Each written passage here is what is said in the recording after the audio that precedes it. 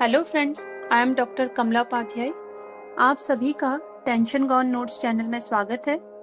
अगर आपको हमारी ये वीडियो पसंद आए तो इसे लाइक करें, अन्य लोगों के साथ शेयर करें और हमारी नई वीडियोस की जानकारी के लिए हमारे यूट्यूब चैनल को सब्सक्राइब करें। धन्यवाद।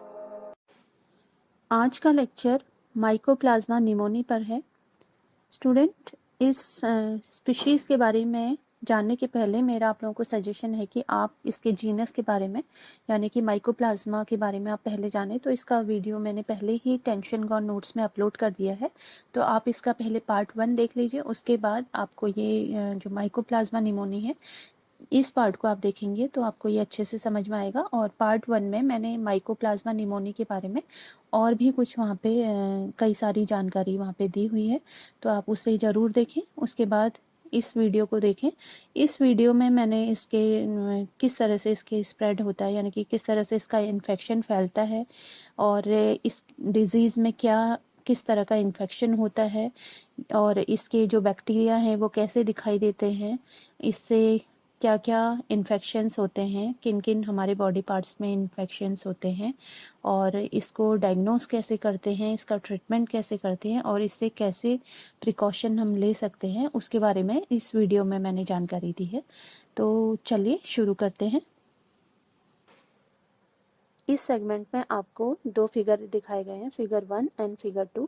तो यहाँ पे आपको दिखाया गया है कि किस तरह से माइकोप्लाज्मा निमोनी ह्यूमंस की बॉडी के अंदर ही पहुँचता है फ्लूइड के थ्रू, ओके, या ड्रॉपलेट्स के थ्रू।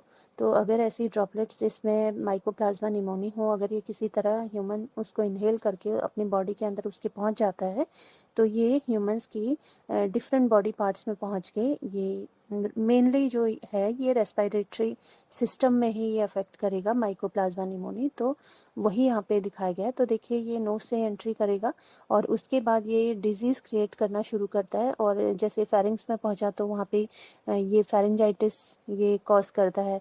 इसी तरह से अगर ये ब्रोंकस में पहुँचा है तो वहाँ पे ब्रोंको निमोनिया क्रिएट करेगा। इसी तरह से ये बिल्कुल एल्वियोलाई पे पहुँच गया है, लोब पे, लंग्स के लोब पे पहुँच गया है तो वहाँ पे ये लोबर निमोनिया क्रिएट करता है, ओके। और इसका एग्जिट का पाथवे भी फिर ऊपर की ओर उल्टा है। देखिए ये सबसे पहले ये लास्ट में कहाँ पे पहुंचा है, एल्वियोलाई पे। देखिए जो फिगर 2 है वहाँ पे दिखाया गया है। देखिए उसमें जो सेकंड फिगर है फिगर 2 का, उसमें आप देख सकते हैं एल्वियोलाई जो है लंग्स की लास्ट यूनिट है, ओके। यानी कि एल्वियोलाई से ही फिर जो आपने ऑक्सीजन या CO2 जो भी लिया तो यहीं से आपकी बॉडी में ये एक्सचेंज होता है लंग्स में, ओके। तो एल्वियोलाई से ये वापस ऊपर की ओर ये जाएगा ब्रोंकियोल्स में, देन ब्रोंकियोल से ये ब्रोंकाई में जाएगा, फिर ब्रोंकाई से फिर ये ऊपर ट्रैकिया में पहुंचता है, ट्रैकिया से फिर लैरिंग्स, देन नोज के थ्रू फिर ये बाहर बॉडी के बाहर पहुंच जाता है। तो इसी रास्ते से ये ऊपर से नीचे की ओर आता है और इसी रास्ते से ये नोज से बाहर हो जाता है, ओके। तो यही आप लोगों को यहाँ पे समझाया गया है कि किस तरह से माइकोप्लाज्मा निमोनी ह्यूमंस की रेस्पिरेटरी सिस्टम में जाके वहाँ पे डिजीज क्रिएट करता है।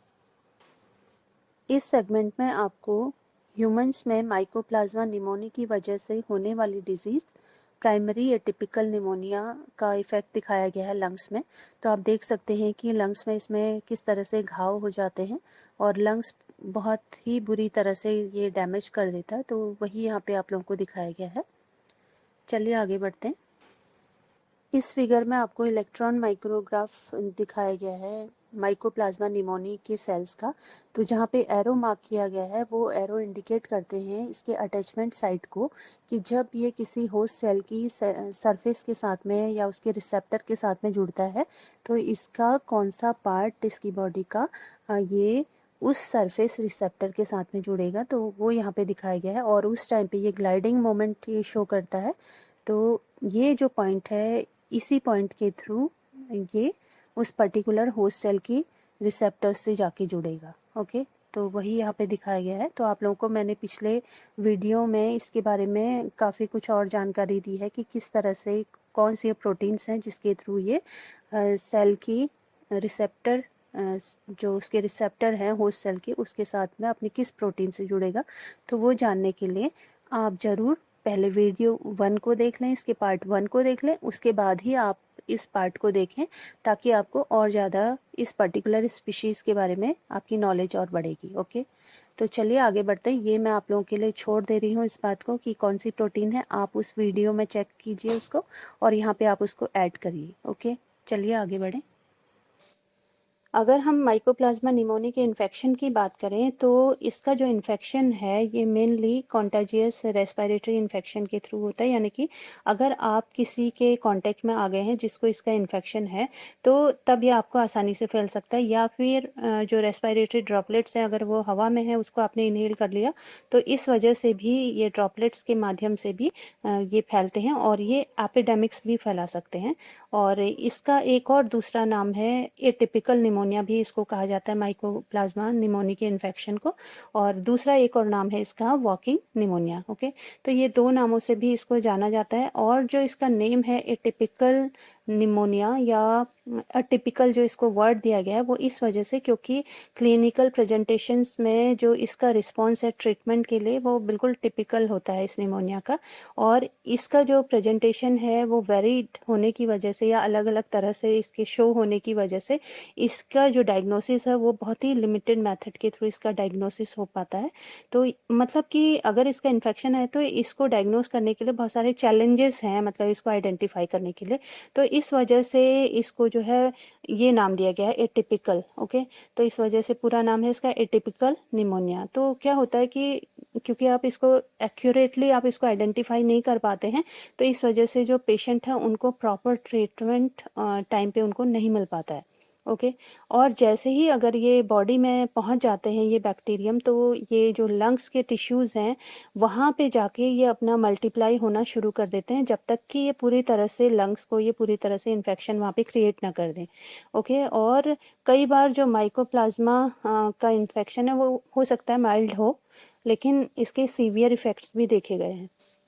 अब क्वेश्चन है हाउ इट स्प्रेड। हालांकि आप लोग जान गए हैं कि ये कैसे फैलता है, लेकिन अगर आप कहीं पे इन्फेक्शन है और वो क्राउडेड एरियाज़ में अगर आप गए हैं तो वहाँ से भी ये आसानी से फैल सकता है, या स्कूल से जो है चिल्ड्रंस में फैल जाता है, बच्चों में फैल जाता है।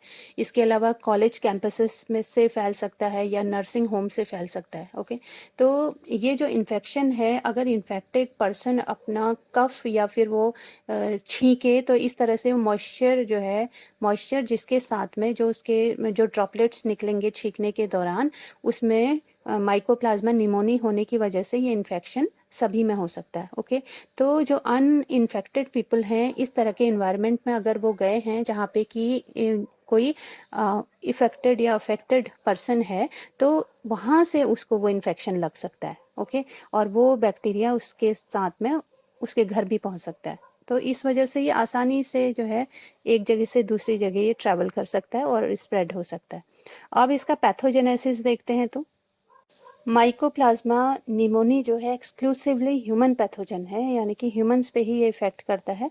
और जब ये किसी ह्यूमन के सेल के पास में ये पहुंच जाता है उसके अंदर पहुंच के तो वहाँ पे ये पहले तो ये एक्स्ट्रा सेलुलर पैथोजन की तरह ये वहाँ पे रहता है, और उसके बाद क्योंकि इसमें सेल वॉल नहीं है तो इस वजह से ये आसानी से जो होस्ट की जो सेल मेम्ब्रेन है उसके साथ में ये आसानी से बहुत ही उसके क्लोज कांटेक्ट में ये रह सकता है। ओके, तो क्योंकि ये उसके बहुत क्लोज कांटेक्ट में रहता है तो इस वजह से इसका बचाव जो है होस्ट के म्यूकोसिलियरी क्लियरेंस मैकेनिज्म से, जिसके थ्रू कि ये रिमूव हो सकता है इन सिलियरी मैकेनिज्म से, तो उससे ये बचा रहता है क्योंकि ये इतना ज़्यादा क्लोज एसोसिएशन में होस्ट सेल के साथ में रहता है।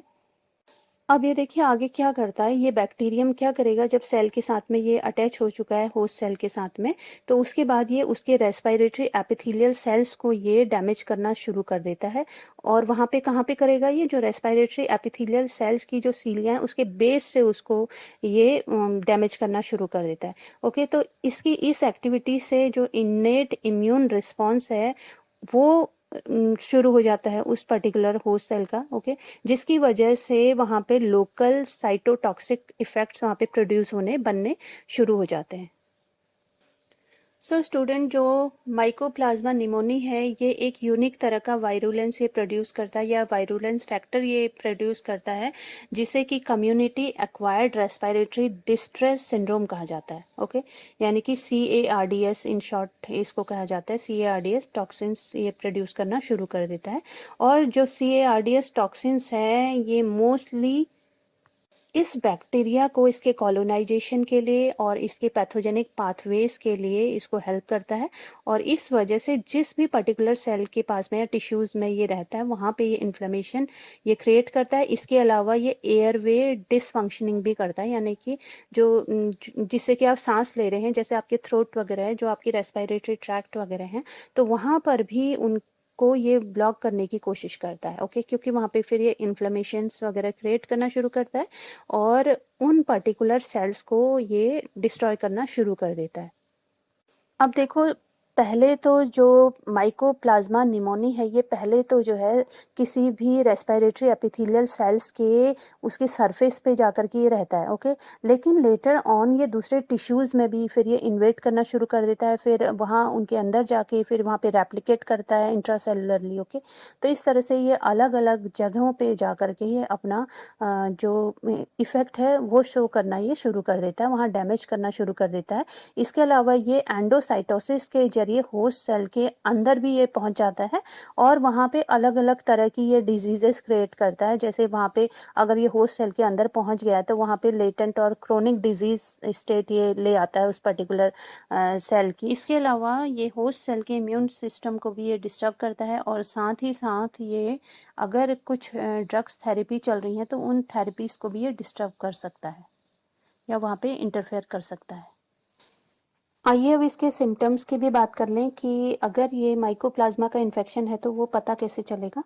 तो माइकोप्लाज्मा निमोनी बेसिकली स्टूडेंट ये जो है अपर रेस्पिरेटरी इन्फेक्शन को मिमिक करता है या फिर कॉमन कोल्ड ये शो करता है, जबकि ये लोअर रेस्पिरेटरी इन्फेक्शन है या फिर निमोनिया होता है। ओके, तो इसके जो अलग अलग सिम्टम्स हैं उसमें ये बैक्टीरिया कॉज कर सकता है ट्रैकियो ब्रोंकाइटिस, जिसमें कि चेस्ट कोल्ड होता है। इसके अलावा एयर इन्फेक्शंस हो जाते हैं इसकी वजह से, ये इसके सिम्टम हैं, और निमोनिया होता है, और इसके अलावा ड्राई कफ होता है। और ड्राई कफ जो है ये सबसे कॉमन साइन है इसके इन्फेक्शन का। इसके अलावा शॉर्ट थ्रोट, यानी कि जो आपका थ्रोट है वहाँ पे आपको पेन फील होगा और ड्राइनेस फील होगी और स्क्रैचीनेस की फीलिंग होगी, यानी कि आपको दर्द महसूस होगा अपने थ्रोट में। और इसके अलावा माइल्ड शॉर्टनेस ऑफ ब्रीथ, यानी कि आप सांस लेने में भी आप बहुत जल्दी जल्दी एक तरह से आप सांस ले रहे होते हैं, और जो आपकी ब्रीथ है वो भी बहुत छोटी छोटी आप लेते हैं। इसके अलावा ड्राई कफ रहेगा। इसके अलावा लगातार फीवर इसमें रहता है, और मैलेस, यानी कि आपको थोड़ी डलनेस सी आपको फील होगी, लेथार्जी आप फील करेंगे। इसके अलावा हेडेक इसमें होता है। ओके, तो ये जो है इसके कुछ सिम्टम्स हैं जब इसका इन्फेक्शन हो जाता है तो। और इवन अगर इसका सीवियर अगर इन्फेक्शन हुआ तो उस केस में ये ब्रेन, हार्ट और पेरिफेरल नर्वस सिस्टम, इसके अलावा स्किन और किडनी, और इसके अलावा हीमोलिटिक एनीमिया भी ये क्रिएट कर सकते हैं, और इन बॉडी पार्ट्स में जहाँ पे मैंने बताया वहाँ पे सीवियर इन्फेक्शन ये क्रिएट कर सकते हैं।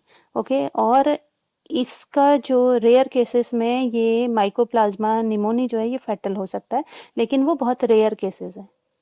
आइए अब इसके डायग्नोसिस के बारे में भी जाने। तो डायग्नोसिस मतलब अगर किसी नॉर्मल पर्सन को अगर इसका इन्फेक्शन हुआ है तो इसकी पहचान कैसे हो। ठीक है, तो अगर किसी को इसके इन्फेक्शन होता है तो स्टार्टिंग के 3 हफ्तों तक इसके लक्षण नहीं दिखाई देते हैं, क्योंकि वो पूरी तरह से विकसित नहीं हुए होते हैं। तो इसलिए स्टार्टिंग की फेज में इसको पहचान पाना मुश्किल होता है, क्योंकि उस टाइम तक जो बॉडी है वो इसके जो संक्रमण है या इसके इन्फेक्शन को वो नहीं दिखाती है या शो नहीं करती है, इस वजह से। और इसका इन्फेक्शन कब शो होता है, उसके लिए जब ये किसी इस तरह के नॉर्मल पर्सन के अंदर पहुंच करके उसके जब ये लंग्स के बाहर ये पहुंच जाता है तो वहाँ की सेल्स को ये डिस्ट्रॉय करना शुरू कर देता है, यानी कि वहाँ पे अपना इन्फेक्शन क्रिएट करना शुरू कर देता है। और ये जो है ब्लड के रेड ब्लड सेल्स के ब्रेकअप को देख करके इसको पहचाना जा सकता है, यानी कि रेड ब्लड सेल्स जो है वो टूटी हुई दिखाई देंगी अगर ब्लड का टेस्ट करते हैं तो।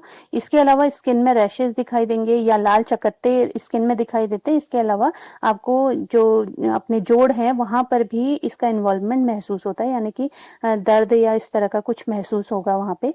तो इस वजह से इसका जो इन्फेक्शन है या ये माइकोप्लाज्मा निमोनी आपकी बॉडी में पहुंच गया है, तब इसका पता चलता है।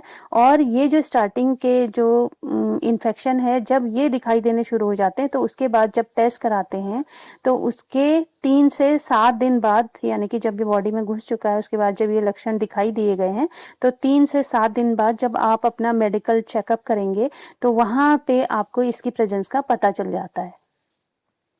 तो इसकी डायग्नोसिस के लिए जब आप डॉक्टर के पास जाते हैं तो डॉक्टर सबसे पहले अपने स्टेथोस्कोप से आपकी जो हार्ट बीट है या आपकी जो ब्रीदिंग है उसको चेक करते हैं, और अगर वो एबनॉर्मल साउंड की ब्रीद अगर सुनाई देती है तो इसके प्रेजेंस का पता चल जाता है। या एक तरह से अनुमान लगाते हैं स्टार्टिंग में। आप ये सोचिए, अगर डॉक्टर बिना किसी चेकअप के या बिना किसी टेस्ट के अगर स्टेथोस्कोप से ही सिर्फ ये पता करें तो एक मतलब वो अनुमान लगाते हैं कि आपकी बॉडी में ये हो सकता है। इसके अलावा चेस्ट का एक्सरे या सीटी स्कैन भी जो है डॉक्टर इसको डायग्नोस करने के लिए इसकी हेल्प लेते हैं। और इसके अलावा ब्लड टेस्ट से तो इसकी मौजूदगी बिल्कुल कंफर्म हो जाती है कि अगर वहाँ पे यानी कि ब्लड में अगर एंटीबॉडीज अगर दिखाई देती हैं तो वो ये साइन है इसके इन्फेक्शन का कि माइकोप्लाज्मा निमोनी यहाँ पे इस पर्टिकुलर पेशेंट में प्रेजेंट है। इसके अलावा कुछ लेबोरेटरी टेस्ट भी किए जाते हैं इस पर्टिकुलर निमोनिया को डायग्नोस करने के लिए। तो इसमें जो पेशेंट है, पेशेंट के लंग्स का म्यूकस को लेकर के उसको कल्चर किया जाता है और उसे स्प्यूटम कहते हैं। और इसके अलावा ग्राम स्टेनिंग की जाती है स्प्यूटम की, और थ्रोट से भी, यानी कि जो थ्रोट है वहां से भी स्वैब लेकर के उसको भी टेस्ट किया जाता है। साथ ही पर्टिकुलर पेशेंट का कंप्लीट ब्लड काउंट किया जाता है और टेस्ट किए जाते हैं स्पेसिफिक एंटीजन एंड एंटीबॉडीज को देखने के लिए। और इसके अलावा ब्लड कल्चर भी किया जाता है लेबोरेटरी में इसको डायग्नोस करने के लिए। माइकोप्लाज्मा निमोनी से ट्रीटमेंट के कुछ ऑप्शंस हैं, उसमें कुछ जो एंटीबायोटिक्स हैं जो स्पेशली इसी के लिए बनी है, तो वो एंटीबायोटिक्स जो डॉक्टर प्रेस्क्राइब करते हैं या डॉक्टर लेने को बोलते हैं वो ली जाती हैं। या इसके साथ ही कॉर्टिकोस्टेरॉइड्स भी जो है पहले शुरुआती दौर में ये ट्रीटमेंट दिया जाता है। उसके बाद अगर सीवियर इन्फेक्शन है माइकोप्लाज्मा निमोनी का तो इम्यूनोमॉड्यूलेटरी थेरेपी और इसके साथ ही साथ कॉर्टिकोस्टेरॉइड्स जैसे इंट्रावीनस इम्यूनोग्लोबुलिन या इसको IVIG ये ट्रीटमेंट दिया जाता है। और अब लास्टली इसके प्रिकॉशन की इससे कैसे बचाव करें, तो मेनली जैसे कि अभी हमें पता है कि हमारे रेस्पिरेटरी ट्रैक्ट में ये इन्फेक्शन क्रिएट करता है और ये इन्फेक्शन कफिंग के थ्रू या किसी भी तरह से ये फ्लूइड अगर हवा में रहता है तो वो हमारी सांस के साथ हमारी बॉडी के अंदर पहुंच सकता है। तो हमें ऐसे लोगों से दूर रहना है। और जैसा कि अभी कोविड-19 के टाइम पे हम सभी को मास्क पहनने की हैबिट हो गई है, तो मास्क पहनेंगे तो कई सारी बीमारियां वैसे ही दूर रहेंगी। तो ये सबसे बेटर इसका ऑप्शन है। और इसके अलावा क्योंकि ये क्लोज कांटेक्ट के थ्रू ये फैलता है तो हमें बहुत क्लोज कांटेक्ट में किसी के नहीं रहना है, बहुत पास किसी के नहीं रहना है जिससे कि हमें वो इन्फेक्शन ना हो और ना फैले वो इन्फेक्शन। इसलिए इसके अलावा कुछ कंट्रोल मेजर्स जो हैं वो किए जा सकते हैं एडमिनिस्ट्रेशन की हेल्प से, जैसे एंटी माइक्रोबियल प्रोफाइलेक्सिस जो है ये इसके स्प्रेड को रोक सकता है या फिर इसके संक्रमण को ये रोक सकता है। इसके अलावा स्मोकिंग करना छोड़ दें, क्योंकि लंग्स अगर आपके वीक रहेंगे तो ये अपॉर्चुनिस्टिक बैक्टीरिया है, यानी कि अगर आपका इम्यून सिस्टम स्ट्रांग नहीं रहेगा और वो पर्टिकुलर ऑर्गन इसके रहने लायक रहेगा तो ये वहाँ पे अपना इन्फेक्शन क्रिएट करना शुरू कर देगा। इसके अलावा हाइजीन की हमें जो है हैबिट होनी चाहिए। हालांकि अभी तो सभी को हो गई है कि सबको अपने हैंड सैनिटाइज करने की या सैनिटाइजेशन की हैबिट सभी को लग चुकी है। तो ये बहुत ही अच्छी हैबिट है, क्योंकि ये जो बैक्टीरिया है ये आसानी से, इस तरह से आपने देखा था कि अल्कोहल वगैरह में अगर आप इसको यूज़ करते हैं अपने हाथ में, अगर अल्कोहल लगाते हैं या सोप यूज़ करते हैं, तो उससे भी इसकी सेल मेम्ब्रेन में लाइसिस हो जाता है, जिसकी वजह से इसकी डेथ हो जाती है। यानी कि ये बैक्टीरिया साबुन से हाथ धोने से ख़त्म हो सकता है, ये हैंड सैनिटाइजेशन से ख़त्म हो सकता है, या किसी भी पर्टिकुलर प्लेटफॉर्म में अगर आप सैनिटाइज़र यूज़ करेंगे या अल्कोहल यूज़ करेंगे तो ये बैक्टीरिया वहाँ से ख़त्म हो सकता है। तो इस तरह से गुड हैबिट्स होनी चाहिए, हाइजीन की प्रैक्टिस होनी चाहिए, और इसके अलावा डाइट अच्छी होनी चाहिए, जिसमें कि आप अपनी डाइट में फ्रूट्स, वेजिटेबल्स, फाइबर्स और अच्छा फूड लें, जो कि आपको आपकी बॉडी में आपकी इम्यून सिस्टम को स्ट्रॉन्ग रखेगा, तो इसकी वजह से आप में इसका इन्फेक्शन नहीं होगा। और जो लोग बीमार हैं उनसे अपना एक्सपोजर आप लोगों को नहीं करना चाहिए, उनसे दूरी बना करके ही रखें। और ख़ास तौर पे जो बच्चे और जो बूढ़े लोग हैं, इन लोगों का इम्यून सिस्टम बहुत अच्छा स्ट्रॉन्ग नहीं रहता है, तो और बच्चों को तो हाइजीन की प्रैक्टिस भी नहीं होती है। हालांकि आजकल बच्चे भी बड़े स्मार्ट हो गए हैं, फिर भी तो उनमें ये जल्दी फैलता है, तो इस वजह से उनको भी हाइजीन की प्रैक्टिस करानी चाहिए। और बुज़ुर्गों को जहाँ तक हो सके अपना बचाव करना चाहिए किसी भी इन्फेक्शन को अपने पे लगने देने से। ओके, और इसके अलावा जो लोग पहले से ही बीमार हैं, जिनका इम्यून सिस्टम पहले ही जो है वीक है, या किसी ऐसी बीमारी का शिकार हैं कि वो बार बार उनको दवाइयाँ लेनी पड़ती हैं, डॉक्टर से ट्रीटमेंट वो लेते रहते हैं, या ऑपरेशन हुआ है, इस तरह के लोग जो हैं वो अपना ख़ास तौर पे इससे बचाव करें, क्योंकि इस तरह के लोगों में इसका इन्फेक्शन जल्दी फैलता है। ओके, तो स्टूडेंट, ये था आज का लेक्चर माइकोप्लाज्मा निमोनी पे, जो माइकोप्लाज्मा जीनस का पार्ट 2 वीडियो था। आई होप कि आपको ये लेक्चर अच्छे से अभी क्लियर हो गया होगा, और ये आपको आपकी स्टडीज़ में हेल्प करेगा। Thank you.